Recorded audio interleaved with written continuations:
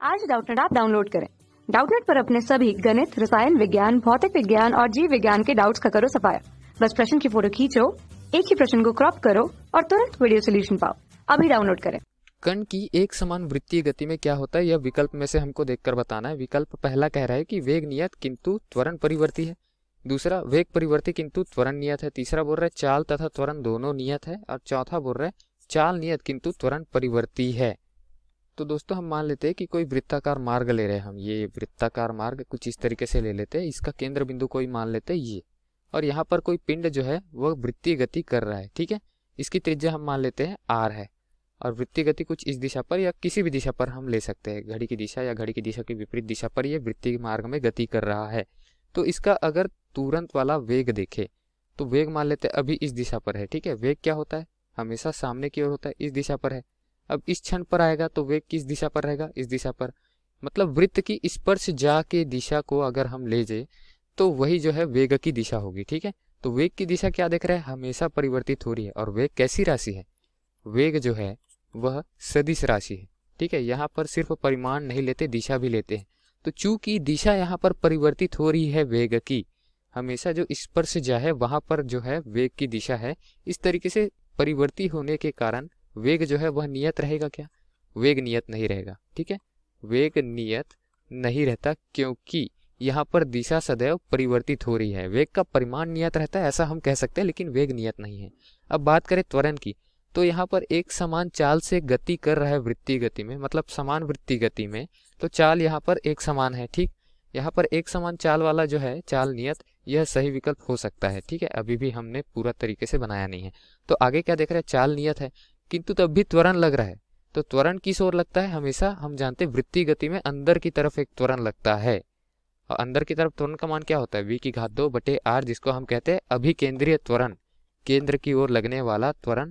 और यही त्वरण जो रहता है वो उस वेग की दिशा में परिवर्तन की जिम्मेदार रहता है। ठीक है, अभिकेंद्रीय त्वरण जो रहता है वह सदैव वेग में परिवर्तन करता है, मतलब सिर्फ वेग की दिशा में परिवर्तन करता है। ठीक, अंदर की तरफ लगता है, इसलिए वेग की दिशा को बनाए रखता है कि वह वृत्तीय गति कर पाए जो कण है वो।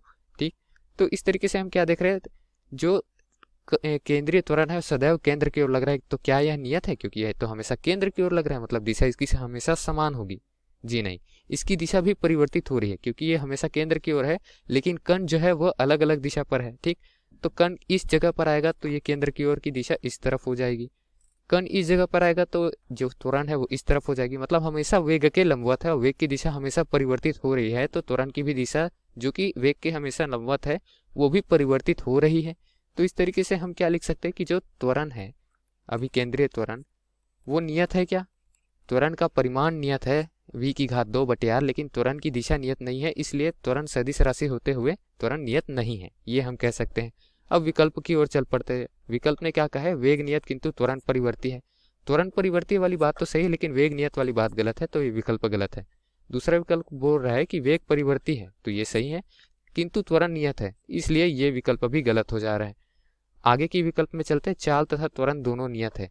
जबकि हम क्या देख रहे हैं, यहाँ पर सिर्फ चाल को नियत कह सकते हैं, हम त्वरण को नियत नहीं कह सकते, इसलिए ये विकल्प गलत। चौथे विकल्प में बोला है चाल नियत किंतु त्वरण परिवर्ती है। हाँ तो दोस्तों, चौथे विकल्प में चाल का मान नियत कहा गया है, जो कि वेग का क्या होता है, परिणामी होता है। तो चाल तो नियत है हमारे पास और त्वरण परिवर्ती है। इस तरीके से यह जो चौथा विकल्प है वो हमारा सही विकल्प हो जाएगा, क्योंकि चाल जो है सदिश राशि नहीं है, वेग का परिमाण ले सकते हैं हम, वो नियत है। त्वरण जो है वह अदिश राशि नहीं है। ठीक है, त्वरण सदिश राशि है, इसीलिए परिमाण नियत होते हुए भी त्वरण परिवर्ती है क्योंकि दिशा परिवर्तित हो रही, इसलिए सही विकल्प हमारा हो जाएगा विकल्प क्रमांक डी। धन्यवाद।